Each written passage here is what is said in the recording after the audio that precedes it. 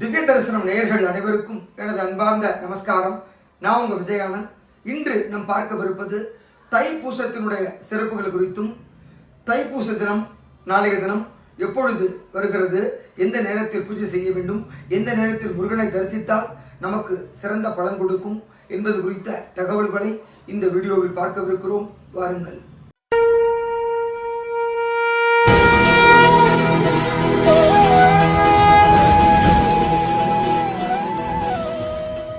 முருகப்பெருமான் அப்படின்னாலே அழகன் என்று பொருள். அந்த அற்புதமான முருகனை தரிசிக்க ஒவ்வொரு நாளுமே சிறந்த நாள் தான். அதிலும் வாரத்தில் செவ்வாய்க்கிழமை மிகச்சிறந்த ஒரு நன்னாளாக சொல்லப்பட்டிருக்கு. அதை விட மாதத்தில் வரக்கூடிய அந்த ஷஷ்டி திதி, அது சுக்லபக்ஷ ஷஷ்டி திதியாக இருந்தாலும் சரி, கிருஷ்ணபக்ஷ ஷஷ்டி திதியாக இருந்தாலும் சரி, அதாவது வளர்பிறை மற்றும் தேய்பிறை, இதில் ஏதாவது வந்த பௌர்ணமி கழிச்சு 6ஆம் நாள், அமாவாசை கழிச்சு 6ஆம் நாள், இதில் எதில் நானாலும் அந்த சஷ்டி திதியில் முருகப்பெருமானை தரிசிக்கிறது சிறந்த பலனை கொடுக்கும். அதோடு மாதந்தோறும் வருகின்ற கிருத்திகை நட்சத்திரம், அதுதான் முருகப்பெருமானுடைய ஜென்ம நட்சத்திரம். அந்த நட்சத்திரத்தன்றும் முருகப்பெருமானை தரிசிப்பது சால சிறந்தது. இது தவிர பங்குனி உத்திரம் அற்புதமான ஒரு நன்னாள். அதே போன்று இந்த தை மாதத்தில் வரக்கூடிய பூச நட்சத்திரம், அதாவது தை மாசத்தில் பூச நட்சத்திரமும் பௌர்ணமி திதியும் சேர்ந்து வருகின்ற அந்த நன்னாள் முருகப்பெருமானுக்கு அவ்வளவு ஒரு சிறந்த நன்னாள். அதுவும் தைப்பூசத்தில் முருகன் கோவில் அத்தனை இடங்கள்லையும் பக்தர்கள் நேர்த்திக்கடனுக்காக விரதம் இருந்து அழகு குத்தி, அதே போல் பால்குடம் எடுத்து காவடி எடுத்து வழிபடுறது ரொம்ப ரொம்ப ரொம்ப சிறப்பான ஒரு பலனை கொடுக்கும்னு பல ஆண்டுகளாக இதை பண்ணிட்டு இருக்காங்க. இவ்வளவு இந்த கால மாற்றத்திலும் இந்த நவீன தொழில்நுட்ப மாற்றத்திலும் நம்மளுடைய பழமையான இந்த தைப்பூச திருவிழா அப்படிங்கிறத இன்னைய வரைக்கும் கடைபிடிச்சிட்டு இருக்காங்க. அது இந்த வருஷம் இன்னும் அதிகபட்சமாக பக்தி ஸ்ரத்தையோட பக்தர்கள் கொண்டாடுறதை பார்க்க முடியுது. கடந்த 10 நாட்களுக்கு முன்பே அனைவரும் முருகப்பெருமானை வேண்டி மாலை அணிந்து நாள்தோறும் விரதம் இருந்து நாள்தோறும் முருகப்பெருமானை வீட்டிலும் முருகன் கோவிலுக்கும் சென்று வழிபட்டு இந்த விரதத்தை அனுஷ்டித்து வருகின்றனர். பலர் பழனி பாலதண்டாயுத பாணியை தரிசிப்பதற்காக, அந்த ஆவினங்குடி பெருமானை தரிசிப்பதற்காக பாத யாத்திரையாக நடக்க தொடங்கியுள்ளனர். அவர்கள் அனைவரும் இன்று இரவோ அல்லது நாளை அதிகாலையோ பழனி மலையை அடைவார்கள்.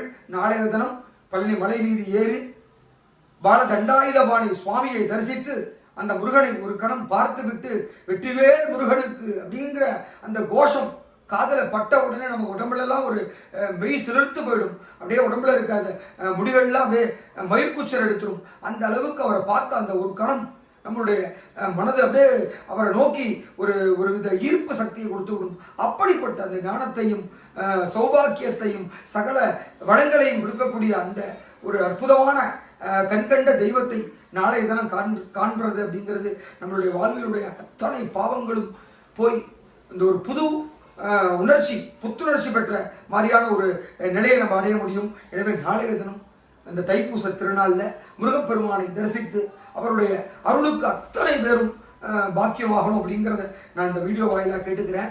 ஸோ முதல்ல பௌர்ணமி எப்பொழுது வருகிறது, பூச நட்சத்திரம் எப்பொழுது பிறக்கிறது, என்றைய தினம் தைப்பூசம் என்பது குறித்து பார்த்தலாம். நாளை 1/2/2026 ஞாயிற்றுக்கிழமை நமக்கு தைப்பூச திருவிழா, தைப்பூச திருநாள் அமையப்பட்டிருக்கிறது. அதோடு பௌர்ணமியானது நாளைய தினம் 1ஆம் தேதி ஞாயிற்றுக்கிழமை அதிகாலை 4:43 மணிக்கு பிறந்து மறுநாள் 2ஆம் தேதி 4:41 மணி வரை நமக்கு பௌர்ணமி திதியானது இருக்கிறது. அதோடு பூச நட்சத்திரமானது நாளை அதிகாலை 1:04 மணி முதல் மறுநாள் 2ஆம் தேதி அதிகாலை 1:01 வரை நமக்கு பூச நட்சத்திரமும் இருக்கிறது.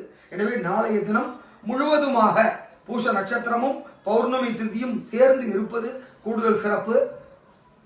அதேபோல் நாளைய தினம் இந்த தைப்பூசத்தன்று சுவாமியை வழிபடுவதற்கும் வீட்டில் முருகப்பெருமானுக்கு படையல் போட்டு நிவேதனம் செய்து விரதத்தை முடிப்பதற்கும் உரிய நேரத்தை பார்த்து விடலாம்.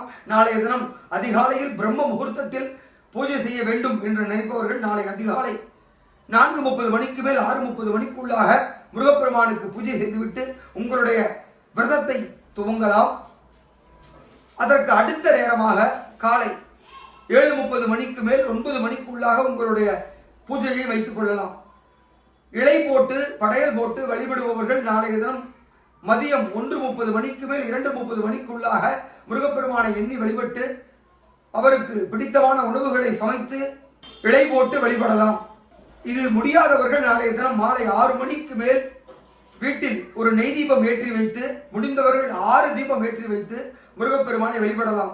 ஆக இந்த 3 நேரத்தில் எது உங்களுக்கு சௌரியப்படுகிறதோ அந்த நேரத்தில் வழிபட்டு முருகப்பெருமானை அருளி பெறுமாறு உங்களை கேட்டுக்கொள்கிறேன். அதோடு நாளைய தினம் முருக ஆலயங்களில் நடைபெறும் அந்த சிறப்பு அபிஷேகத்திற்கு முடிந்த அளவு ஏதாவது ஒரு அபிஷேக பொருளை வாங்கி கொடுத்து, ஒரு முழம் சிகப்பு அரளி புஷ்பத்தையும் முருகப்பெருமானுக்கு வாங்கி கொடுத்து அவரை தரிசித்தால் அற்புதமான பலன் கிடைக்கும். குழந்தை வர வேண்டுபவர்கள், ஏற்கனவே சஷ்டி விரதம் இருந்தவர்களும் நாளைய தினம் இந்த தைப்பூச விரதத்தை இருந்து அவருடைய இரட்டிப்பு மகிழ்ச்சியை பெற்றால் உங்களுக்கு இரட்டிப்பு மகிழ்ச்சியாக இரட்டை குழந்தை பிறக்கதற்கும் ஒரு அற்புதமான ஒரு வாய்ப்பு இருக்கிறது. அப்படி அற்புதமான ஒரு பலன் கிடைக்கும். எனவே நாளைய தினம் பூச விரதத்தையும் சேர்ந்து நீங்கள் இருக்கலாம். அதோடு நோய் நொடியால் அவதிப்படுபவர்கள், தீராத நோயினால் அவதிப்பட்டு வருபவர்கள் நாளைய தினம் முடிந்தவர்கள் உபவாசமாக இருக்கலாம். முடியாதவர்கள் பால் பழம் உள்ளிட்ட மெல்லிய உணவுகளை உண்டு விரதம் இருந்து முருகப்பெருமானை வழிபட்டால் கூடிய விரைவில் உங்களுடைய நோயானது அகண்டு சகல சௌபாக்கியம் உங்களுக்கு வந்து சேரும், ஆரோக்கியம் மேம்படும். அதோடு வேலையில் ப்ரமோஷன் வேண்டி புதிய வேலைக்காக காத்திருப்பவர்கள், திருமணம் வேண்டி வரன் தட்டி வருபவர்கள், புதிய வரணமை வேண்டும் என்று காத்திருப்பவர்கள் அனைவரும் நாளைய தினம் தைப்பூச விரதம் இருந்து முருகப்பெருமானை வழிபட்டால் நிச்சயமாக அடுத்த தைப்பூசத்திற்குள் உங்களுக்கான எண்ணம் நிறைவேறி அற்புதமான நிலை அடைய வாய்ப்பு இருக்கிறது. எனவே நாளைய தினம் அனைவரும் முருகனை வழிபட்டு அவருடைய அருளை பெறுமாறு உங்களை கேட்டுக்கொள்கிறேன். அதோடு முருகனுக்கு உகந்த எதையாவது ஒரு பாடலையோ, கந்த சஷ்டி கவசத்தையோ, கந்த நவூதியோ, ஏதாவது ஒன்றை நாளைய தினம் சொல்லி அல்லது காதில் கேட்டு முருகப்பெருமானை நினைத்தால் நிச்சயமாக இரட்டிப்பு பலன் கிடைக்கும். அதோடு இந்த முருகனுடைய பாடலையும் பாடி அவரை மனம் குளிர செய்தால் நிச்சயமாக முருகப்பெருமான் உங்களுக்கு வேண்டிய வர்ணத்தை வாரி வழங்குவார். வேலுண்டு வினையில்லை, மயிலுண்டு பயமில்லை, குகனுண்டு குறையில்லை மனமே, கந்தனுண்டு கவலை இல்லை மனமே என்ற இந்த ஒரு பாடலையும் பாடி முருகப்பெருமானை தொழுது அவருக்கு அருளுக்கு பாத்திரமாகும்படி உங்களை கேட்டுக்கொள்கிறேன். எனவே நாளைய தினம் தைப்பூச திருநாளை அற்புதமாக கொண்டாடி வழிபட்டு கந்தனுடைய கருணையை பெற வேண்டுகிறோம். நாளை தமிழ்நாடு மட்டுமல்ல, இந்தியா மட்டுமல்ல, உலகம் முழுவதும், அதாவது Singapore, Malaysia, Sri Lanka, Australia, London, America, Canada, இப்படி முருகப்பெருமான் குடியிருக்கக்கூடிய அத்தனை நாடுகளிலும் நாளை தினம் தைப்பூச திருவிழாவானது சீரும் சிறப்புமாக அற்புதமாக கொண்டாடப்படும். அனைத்து இடங்களிலும் முருகப்பெருமான் அருளாசி வழங்கி பக்தர்களை காக்கவிருக்கிறார். எனவே தவறாமல் நாளைய தினம் முருகனை தரிசித்து அருள் பெறுவோம். நன்றி, வணக்கம்.